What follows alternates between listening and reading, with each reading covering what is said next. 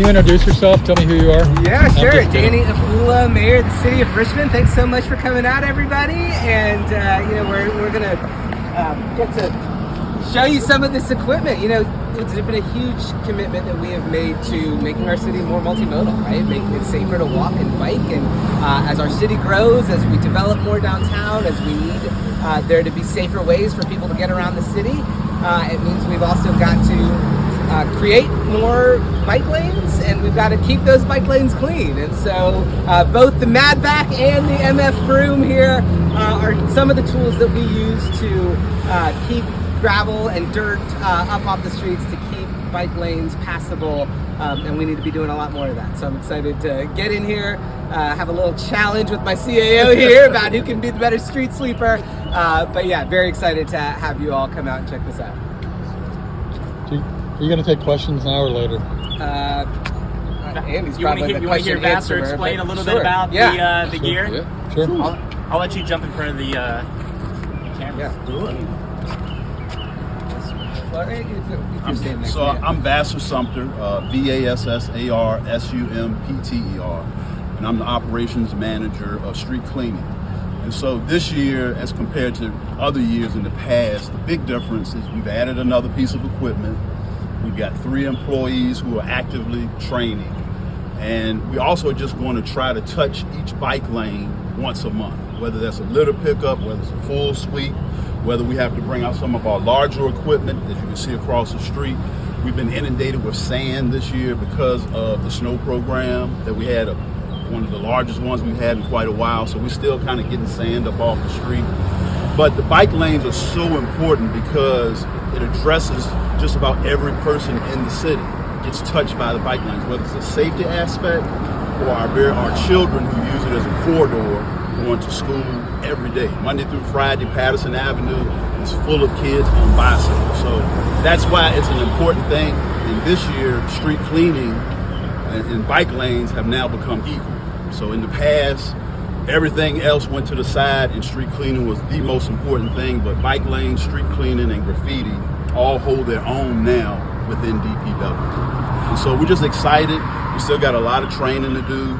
We've got some great folks who actually wanted to be in the bike lane program. So it's just going to be an exciting year. You're going to see a lot of changes. We're going to try to bring MF Broom and Baby Broom out to some special events so that you can kind of see them do what they do, especially at the 10K coming up this Saturday. One of the other things that we need to do to make sure that bike lanes continue to be passable is make sure that cars aren't parked in them. And I've heard a lot of complaints from folks who cycle around town, and so we've really redoubled our efforts to make sure that folks aren't parking in bike lanes, that we're keeping those bike lanes open. We've actually spent the month of April providing warning tickets so that people know that when they're parked in a bike lane, they get a little warning on their dash. Those will go actually into effect May 1st. So a reminder to everyone, we gotta share the roads. We've got to make our city accessible to everybody, walking, biking, driving, using mass transit.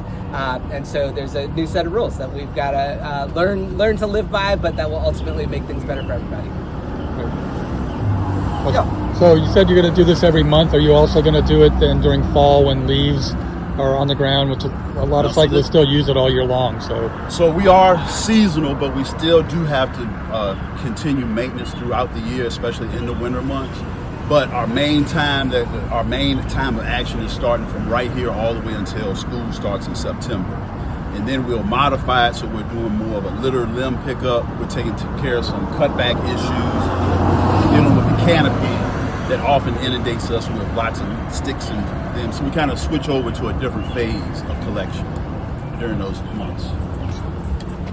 So with the new equipment, Baby Broom is new, right? That's correct? Brand new, yes it is. So when did Baby Broom hit the scene? Is that So Baby Broom was purchased last year.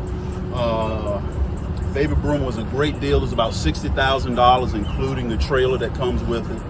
And so during the wintertime, the 2 gentlemen that's in this crew, they did some training with the manufacturer. And so since last month, they've been actively using it, training and getting used to it. But it's definitely a spring or warm weather piece of equipment. It's a cabless type of piece of equipment, so we got to use it when it's weather is. And what makes Baby Broom unique in the way that makes it necessary that the other one can't do? So Baby Broom basically is there to just get up litter and to kind of make it easier for MF Broom. A lot of times MF Broom can handle the simple things like the dirt and the dust, but the cups and larger items of litter, the operator can go ahead and kind of clean the way out. And so that's sort of what we do in all of our street cleaning programs. We send out one initial vehicle, and then there's another to follow, and then there's final or flush that happens at the end where we get everything up. I just want to say Baby Broom. I will add one thing that I think is pretty important. We've got a combination of about 50 years of service combined of people who are kind of behind the machines, making sure that this happens, and really coordinating a bunch of activities on behalf of DPW, making sure that people are safe as they navigate these bike lanes. And I don't want that to be lost.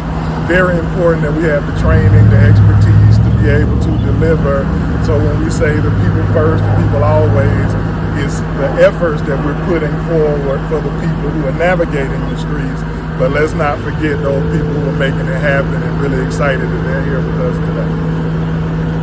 So there's been a group of citizens who've come together, put their money together to get their own sort of DIY lane sweeper.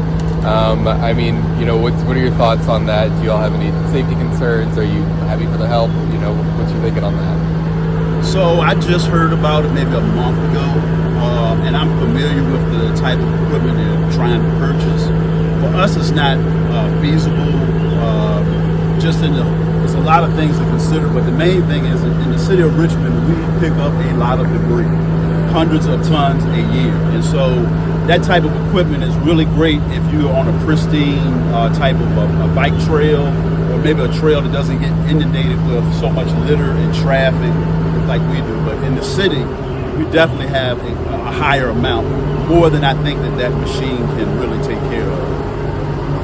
I will add though, one thing about, you know, that effort and seeing people invest in that way, it talks about and really shows the spirit of Richmonders wanting to do more for their community and contribute in different ways. There's also opportunities to connect with us so that we can make sure that they do it in a safe fashion. And before they make an investment, we might be able to help them navigate that process.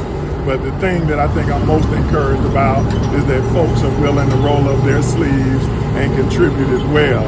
But DPW is here to help lead the way. So I think that part of that push for like citizens to kind of be doing this is that gap in the fall and winter where there are just a lot of issues for cyclists. Do you guys imagine in future years having something that would be year-round, where you could kind of account for that fall period, that winter period? Yeah, I definitely see as the bike lane infrastructure increases, which it does every year, and we get larger and larger and larger, there's definitely going to be a need for larger sweepers, and also there's going to be a need to remove leaves out of the bike lanes, which is going to require some more equipment, some of which we already have, so we can kind of cross-utilize some things we already have. But street cleaning really does go on all year long. You may not see it in that capacity, but we're always doing something that's helping to protect the environment from the debris and dirt. I just add that, you know, part of becoming a more multimodal city is like building the processes and the infrastructure and the staff capacity to actually maintain those trails for everybody, right? It's not just the roads anymore; it's the roads and bike paths and pedestrian and walking paths. And these are things that are important and they're expensive, and they're things that, as we grow as a city, we've got to continue to invest in the capacity to do. Is there any cooperation with the neighboring counties to expand the paths even further and to maintain them? Like Chesterfield. The biggest one is the Fall Line Trail, right? I mean, I think there's been a huge regional commitment to create that bike path from Petersburg to Ashland. CVTA, the Central Virginia Transportation Authority, has been a huge funder of that, and then all the localities are kind of coming in and behind that. The state has also been a great partner in that. So that's probably the biggest area of regional collaboration around protected bike trails. There's maybe others that I'm not as familiar with. I don't know if That's really got all the major. Okay. I will say, I think a big part of the mayor's push that has happened, really, I know well before I got here, has been around connectivity and regionalism and having a ton of partners. I think our investments, you see some of them today, but whether it's Greca, whether it's Regional Water, whether it's the Fall Line Trail, the mayor has been at the front of the line kind of beating the drum to make sure that we're all connected and we're thinking about regional planning, not just delivering as individual localities. So been excited to see that and thankful for his leadership on that. Yeah, I just have one last question. Are Baby Broom and MF Broom a duo in the sense that wherever MF Broom goes, Baby Broom goes? Yes. Yeah. And like, who goes first? Generally, it'll be MF Broom will go first. And then Baby Broom picks up the whatever. Is anything left behind? And then sometimes we'll reverse it, especially like for special events. For like example, in the race, we're picking up cups. Yeah. Baby Broom is perfect for that, and so we'll utilize it for that first. What is its capacity, especially since like cups and litter can be maybe heavier? It's a 55-gallon size basket that 2 men or 2 operators can easily pull out and dump it into a super can. So it's not the largest. It's not like across where our largest sweepers are several yards. This is less than a yard that it'll hold. And Baby Broom is a great name, but are you guys planning a renaming contest kind of the way that MF Broom had 1 years ago? I'm going to leave that up to the mayor. You catch on quick. Yeah. You pay attention. Somebody's been giving you the secret sauce. You got an insider.